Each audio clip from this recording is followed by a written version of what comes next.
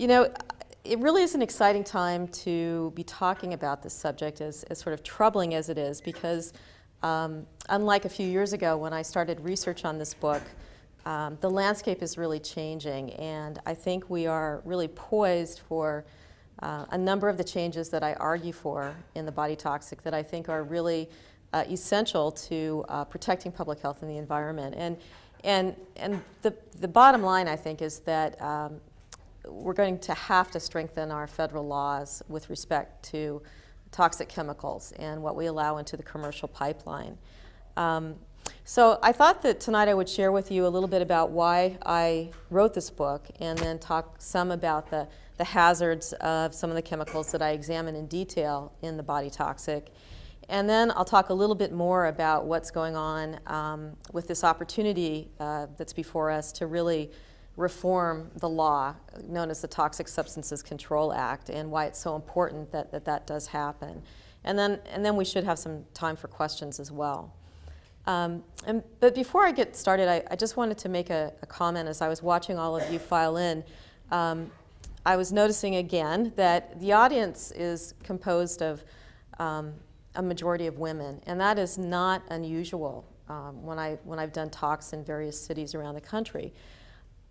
It at first, when I started noticing this phenomenon, I was a little bit surprised, because obviously toxics in consumer products and toxics that enter our bodies it's not a gender-specific problem. But as I started to think about, well, why are women so much more tuned into this? Why are they showing up at my talks in greater numbers? And I think for me, what it came down to is that women pass on to our babies, through no fault of our own, the pollutants that pulse through our bodies. And once a woman realizes that, I think that the issue becomes magnified. These are chemicals that cross the placenta, so our babies are receiving their very first exposures in the womb. And we also know that our breast milk is contaminated with these pollutants. And I want to emphasize that breastfeeding remains the very best nutrition for an infant, but the presence of chemical pollutants in breast milk is very troubling, very sobering, and something that's very hard to accept. And then beyond that, there's the toxic legacy of diethylstilbestrol, or DES. This is a drug that many women are sadly too familiar with. It was given to tens of thousands of pregnant women in the mid-20th century. In other words, it was given to the mothers of baby boomers and some Gen Xers. And it was given because it was thought to help prevent miscarriages. And then in the 1970s, there was an accidental discovery that its use was associated with increased cancer and reproductive risks for the daughters of these women. They were developing these horrible cancers at extremely young ages. And now we also know that this increased cancer risk also applies to the sons and even the grandchildren of the woman who was originally exposed to DES. Unfortunately, bisphenol A, a chemical that is used in polycarbonate plastics like baby bottles, and the linings of food and beverage cans like that Diet Coke you may have had today or the beer that you drank last night, appears to cause some of the same effects as DES. So I come from an investigative reporting background. I was in the newspaper business for about 20 years when I decided that I really wanted to write a book. And I was looking for a story that would inspire change and make a difference in people's lives. My springboard into this topic, because I had not been an environmental reporter or a health reporter, was when I heard about the work that the Centers for Disease Control and Prevention was doing to measure the level of chemical pollutants in people. This is a phenomenon known as chemical body burden. And to take these measurements, researchers at the CDC are using a very rapidly advancing technology called biomonitoring.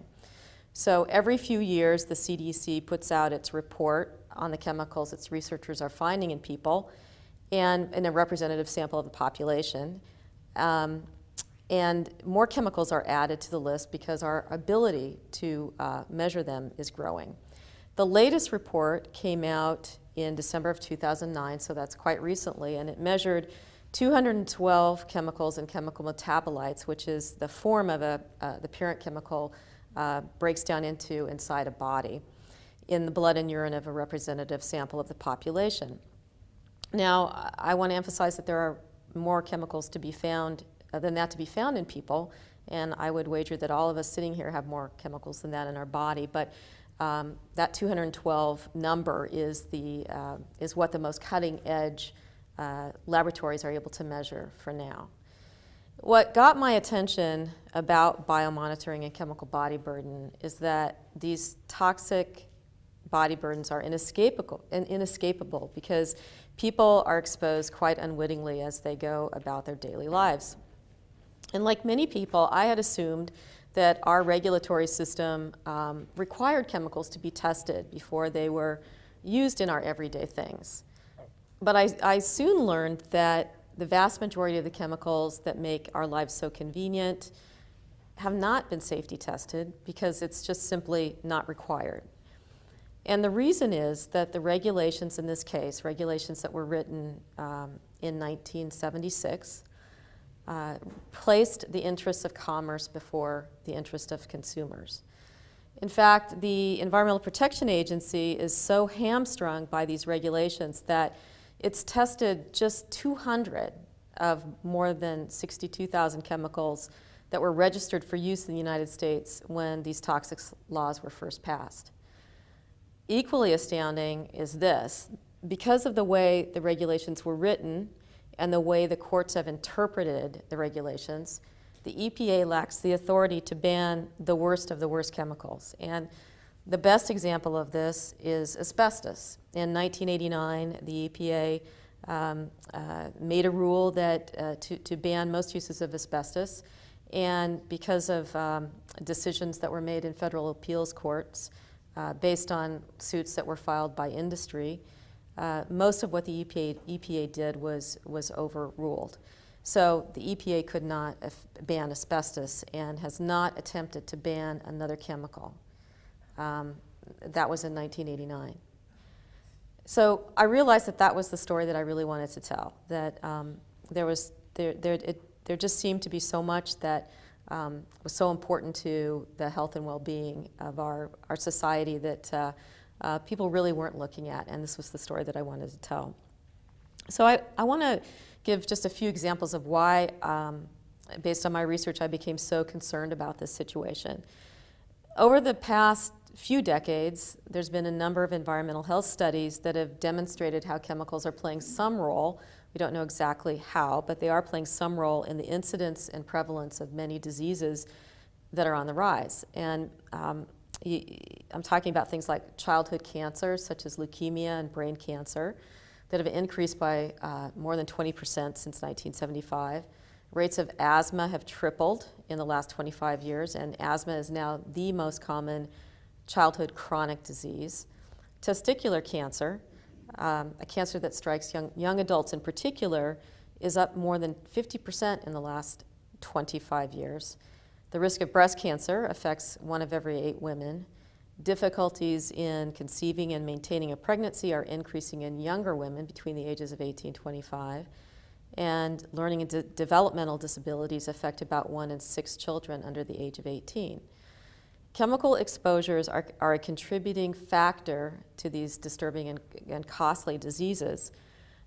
Of course, genetics and social circumstances and behaviors contribute to these diseases, but the evidence is strong, and it's getting stronger, and it's been accumulating for decades now that chemicals are a part of the mix. The chemicals that I write about in The Body Toxic are all linked through animal studies and now through a growing body of epidemiological studies to chronic conditions that impact the lives of everyday Americans. And these are chemicals that, because of their widespread use in modern society, we can't avoid. We're exposed whether we like it or not. So let's start with that, again, that diet soda or can of soup or can of beer that you consumed recently. The inside of the can is coated with an estrogen-mimicking chemical that's been in the news a lot lately called bisphenol A. Earlier this year, after a safety reevaluation that was years in the making, the FDA advised parents on how to minimize exposures to bisphenol A because of concerns about its potential to negatively impact the brain, behavior, and prostate glands of developing fetuses, infants, and children. And we know from the work that the biomonitoring work that the CDC is doing that 9 out of 10 Americans are exposed to this chemical. That microwave popcorn snack that you munch on at work or feed to your kids, the inside of the package is coated with a grease-resistant chemical that breaks down into a highly persistent substance called perfluorooctanoic acid, or PFOA. This chemical and closely related chemicals from the same family are just incredibly persistent. It takes years for them to be eliminated from the human body, assuming, and this is an unrealistic assumption, that a person never has another exposure. We're exposed over and over and over again all the time. And epidemiological studies suggest that maternal exposures to PFCs can lower a baby's birth weight, contribute to infertility, and increase the likelihood of thyroid disease. Again, this chemical is ubiquitous. It's in 98% of the US population, according to the CDC. And much of our exposure seems to be coming from food wrappers, like microwave popcorn bags and pizza boxes and bakery bags and all sorts of things that have been treated with grease-resistant coatings. The couch that you're sitting on when you're not reading books that you buy here at East West Bookstore, or while you are reading books that you buy here at East West Bookstore, it's probably made with a neurotoxic flame retardant that can affect normal thyroid development. These flame retardants, and I want to commend Washington State, by the way, which was the first to enact a ban on DECA, as well as other members of the same flame retardant family. But these flame retardants show up in the breast milk of American moms at rates 100 times the average of what is found in European studies. And the reason is we've just used so much more of this stuff here. And unfortunately, there's some new evidence that these flame retardants may be reducing human fertility. Vinyl flooring in your home or office, it likely contains phthalates, which are respiratory irritants and reproductive toxicants, especially for men. A new study done at the Mount Sinai School of Medicine in New York demonstrated that higher prenatal exposure to phthalates are connected with all sorts of problem behaviors, disruptive type behaviors in kids between the ages of 4 and 9. And again, biomonitoring studies are showing us that humans are exposed to multiple types of phthalates at any given time. So I could go on about more commonly used chemicals, and I often do, so you probably wouldn't want to go out to dinner with me. But I think you're beginning to get the picture. Every one of us has traces of toxic chemicals in our bodies, and much of it is coming from our everyday stuff. And as I mentioned earlier, these chemicals cross the placenta so that a developing baby receives his or her first exposure in the womb. In fact, I found this rather cruel and creepy, but a mom's chemical load will actually decrease during pregnancy and breastfeeding because she's essentially offloading the pollutants in her body straight into her child. Now, when these marvels of modern chemistry were discovered and then first began to be marketed 50 or 60 or 70 years ago, everyone believed that these chemicals were safe because they were used in such very small amounts. In other words, it was assumed that the dose makes the poison and that tiny amounts, we're talking parts per billion, parts per trillion, were just too small to matter. But what we've learned over the last 30 years is that these tiny, tiny amounts of certain chemicals that act like hormones can be absolutely terrible. And that's because chemicals that act like naturally occurring hormones have the ability to turn bodily systems on and off at doses as small as 1 part per billion or even 1 part per trillion, which is what naturally occurring hormones are capable of doing. And these types of chemicals, the chemicals that I write about in The Body Toxic, are known as hormone disrupting or endocrine disrupting chemicals. Research shows that endocrine disruptors pose the greatest risk during prenatal and early postnatal development. So really young children as well. We know that during certain windows of vulnerability, say when a brain is forming or a heart is being created or our reproductive systems are mapped out, certain chemicals can interfere. And the evidence is only getting stronger that this interference is a health threat. The Endocrine Society, which is a group, like a 100-year-old society of doctors, endocrinologists, these clinicians did something this summer that they've never done in this group's century-old history. They issued a scientific statement warning other clinicians, the medical community, and policymakers about these hormone-disrupting chemicals because of the strong evidence that exposures are linked to infertility, cancers, and birth defects. And they pointed out something else, another very important concern. These chemicals not only impact the health of an exposed individual, they also impact future generations, just like that DES example I talked about at the very beginning. In my book, I talk in deep detail about the work of a professor at Washington State. Her name is Patricia Hunt. She discovered that bisphenol A disrupts early egg development in mouse fetuses. Like all mammals, female mice, and of course we're mammals, female mice form their eggs while still in their mother's womb. So not only is a fetus exposed, but so are the eggs that will produce the next generation. This is what's called a transgenerational effect. And Hunt's lab found that animals exposed to bisphenol A in utero had embryos with abnormal chromosomes. So as she explained to me quite simply, by hitting the mother with a low dose, we increased the likelihood the grandchildren would be abnormal. So again, let's step back and think about how we're using these kinds of hormone-mimicking chemicals. They're in polycarbonate plastic, which has been used to make baby bottles and sport water bottles and the resins that line our food and beverage containers. About 6 to 7 billion pounds of BPA is manufactured every year, and some very recent information from the EPA indicates that about 1 billion pounds is released into the environment. Perfluorinated chemicals coat food wrapping papers and are used in the production of nonstick surfaces or for cookware. These chemicals are involved in the production of water repellent and grease-resistant coatings, like those used for Gore-Tex coats, which we really like here in the Northwest, and Stainmaster carpeting. And of course, these polybrominated flame retardants have applications for everything from furniture to televisions to mattresses to insulation to computers, car trim, carpet pads, drapes, you name it. Phthalates are found in many consumer items because they give plastic flexibility and resilience. You can find phthalates not just in PVC plastic, but also in personal care products like lotions that you might rub on your baby. All of these hormone-disrupting chemicals are fouling our nests, and there's just no way, based on what the research is showing us, that we can shrug our shoulders and say it means nothing. So that's what got me all excited about writing a book about this topic. Once I understood the dilemma, I really wondered, where are the regulators? I'm sure you're wondering that too. Why hasn't the FDA or the EPA done something meaningful about restricting or banning endocrine disrupting substances?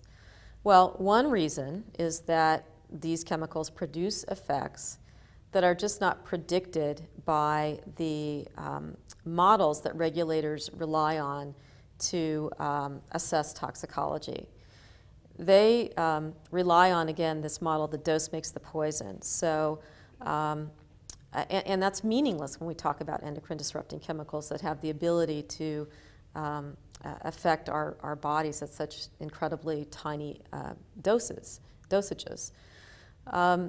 So unfortunately, our system, our regulatory system, is based on this risk assessment model that is completely inadequate when it comes to determining what every consumer cares most about, and that is what constitutes a safe dose. It's inadequate for these types of chemicals. Since 1976, the Environmental Protection Agency has been in charge of managing chemicals in commerce through legislation known as the Toxic Substances Control Act. And the idea of this act was to regulate the worst chemicals before they got into the commercial pipeline. It's obviously a terrific idea, but because of the way the chemical industry helped write the rules to begin with, and again, the way they've protected them ever since by filing various lawsuits and sending very expensive lobbyists to the Hill, this law has not protected consumers and continues not to do so. First of all, it gave the green light to 62,000 chemicals that were already in commerce when the act was passed. It simply presumed that they were safe, so they were grandfathered in. And second, where new chemicals are concerned, it doesn't require manufacturers to test for toxicity or measure exposure levels. In fact, the EPA for the last 34 years has been in this really impossible position of lacking the authority to request data on a chemical prior to proving it causes harm. And it can't determine harm without the data from a manufacturer. So it's this ridiculous bureaucratic catch-22 that's created this gaping informational void that's really put public health in jeopardy. And what I do in the book is really give examples of how spectacularly the Toxic Substances Control Act has fallen short in protecting public health and the environment. So I've given you a lot of bad news, but there is good news, and it's better than I could have predicted when I started working on my book. One reason I'm very hopeful is that the Obama administration's new head of the EPA, a woman named Lisa Jackson, is committed to working with Congress and the chemical industry and the public to reform the Toxic Substances Control Act so that it really does protect public health and the environment. Here's what Lisa Jackson said recently about the reason why she's made this a priority. I'm just going to read you a couple paragraphs from a speech that she gave in California. A child born in America today will grow up exposed to more chemicals than a child from any other generation in our history. A 2005 study found 287 different chemicals in the cord blood of 10 newborn babies. Chemicals from pesticides, fast food packaging, coal and gasoline emissions, and trash incineration. They were found in children in their most vulnerable stage. Our kids are getting steady infusions of industrial chemicals before we even give them solid food. Some chemicals may be risk-free at the levels we are seeing. But as more and more chemicals are found in our bodies and the environment, the public is understandably anxious and confused. Many are turning to government for assurance that chemicals have been assessed using the best available science and that unacceptable risks haven't been ignored. Right now, we are failing to get this job done. Our oversight of the 21st century chemical industry is based on the 1976 Toxic Substances Control Act. It was an important step forward at the time, part of a number of environmental wins from the 1970s. But over the years, not only has TSCA fallen behind the industry it's supposed to regulate, it's been proven an inadequate tool for providing the protection against chemical risks that the public rightfully expects. So just this week, the EPA took the first step toward regulating bisphenol A. It placed the chemical on a list of chemicals of concern, and dozens of states have moved to ban bisphenol A, including Washington. My home state of Oregon, unfortunately, was unable to get a ban through the legislature in just this year. And in all, we're seeing some very nice progress being made in many state legislatures. And with that, I think it's clear that we are in need of some comprehensive, common sense, nationwide approach to managing chemicals in our everyday things. I also want to point out that doing this, managing toxic chemicals, is not a zero-sum game. Green chemistry, which is it promotes the safety at the molecular level through design of benign substances to begin with. It's giving industry some really wonderful new tools to work with, and it's helping businesses make cleaner, safer products and still be profitable. One example, of course, is how the 6 biggest manufacturers of baby bottles have already removed bisphenol A from their products. They did this in response to consumer demand because, as I talked about tonight, our federal government is, at least at this point, not poised to reduce our exposures to this chemical. In the next few weeks, I think we'll be seeing the introduction of a bill to reform our toxics laws. It's time that chemicals should have the basic health and safety information as a condition for entering or remaining on the market, something that laws already require for drugs and pesticides. Unfortunately, the chemical industry wants to use the information that's now available, very limited information, to identify a few chemicals as priorities. And then only these priority chemicals would be subjected to further information requirements, and then only on a case-by-case basis. And it's an attempt, I think, to undermine the reforms that we so desperately need. So while the chemical industry has finally come to the table and said, okay, we agree that reforms are necessary, I think there's going to be a battle about how meaningful and substantive they are unless Congress begins to hear more and more from consumers about how important this issue is to them. I think it also makes sense that we give the EPA the ability to move quickly to reduce the impact of chemicals already known to be dangerous. These are chemicals that are very persistent or that we know disrupt the hormone system. Again, the chemical industry opposes allowing the EPA to take action on any chemicals without first undergoing new full-blown risk assessments. Well, we've been waiting for those for 34 years. And I think we'd be wasting some precious time and resources to reinvent the wheel. Chemicals, when they are assessed, currently, if they're assessed at all, it's done so as if a person is exposed to just one chemical at a time in isolation. This doesn't make much sense, as the National Academies of Sciences has already pointed out. It's recommended that regulators measure exposures cumulatively, like they are in the real world. And I think this should also be considered when the EPA reviews chemicals for safety. So the European Union and Canada have already incorporated many of these changes into the way they manage chemicals used in consumer products. And without these kinds of changes, babies will continue to be born with chemicals in their bodies. And as I've talked about, many of these chemicals are suspected of contributing to a wide range of health problems from womb to tomb. We live at a time when the United States has one of the highest cancer rates in the world. More than 10% of U.S. couples are infertile. As I mentioned, 1 in every 6 children in our country has some sort of developmental disorder. This has been called the silent pandemic by 2 of the world's leading pediatric researchers. Obesity is epidemic among adults and children, and really some of the most unsettling information I've seen in a long time strongly links hormone-disrupting chemicals to obesity.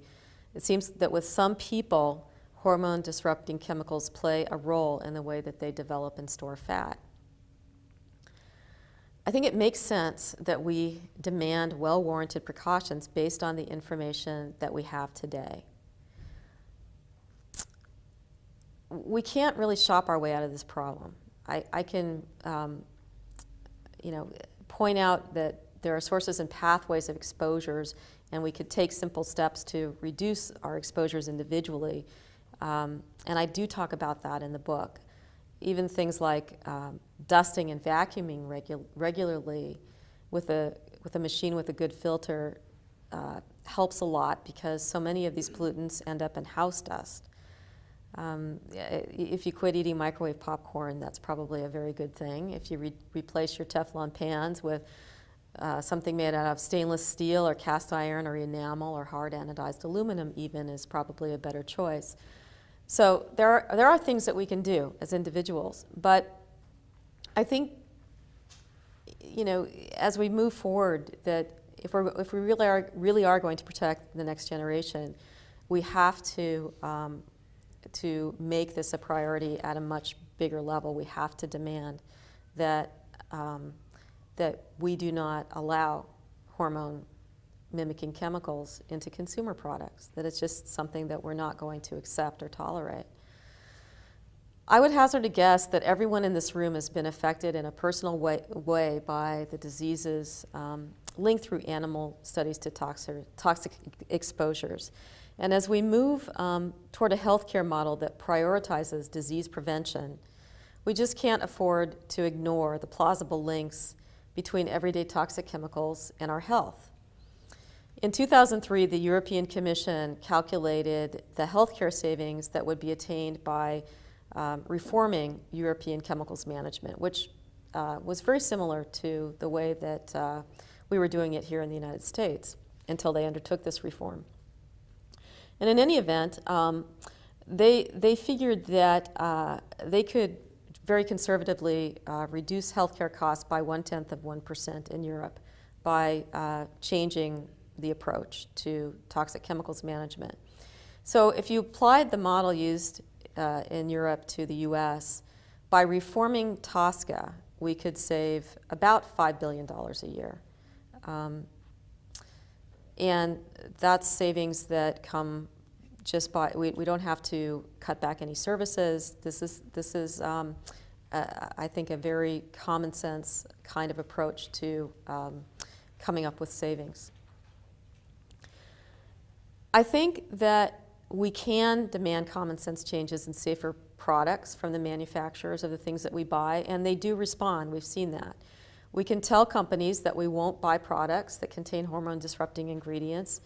I think, too, as we've seen in Washington State, that we can persuade public officials to write toxics policies in our best interest and not the corporations. I think we've come to a moment that's absolutely right for all of us to call out the corporate irresponsibility and the regulatory failures and the consumer complacency that have allowed toxic chemicals to become so pervasive in our everyday lives. You know, when I was writing my book, I thought a lot about what Rachel Carson had done when she wrote Silent Spring way back in 1962.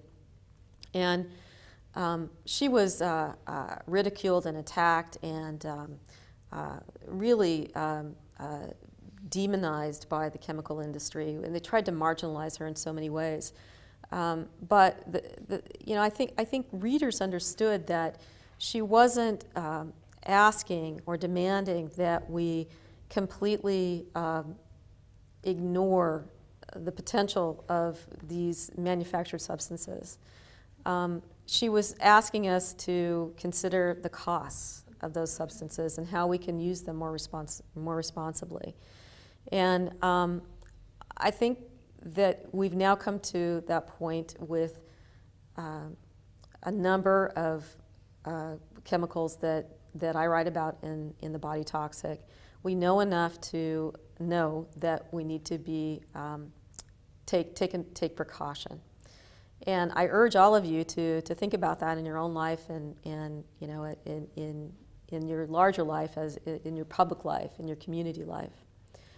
The fact that you are all here tonight is very inspiring to me. I'm thrilled that you came, and I'm happy to sign books if anyone is interested in bringing their copy up or buying a copy tonight. Thanks for coming. Thanks for being an attentive audience, and I can take questions.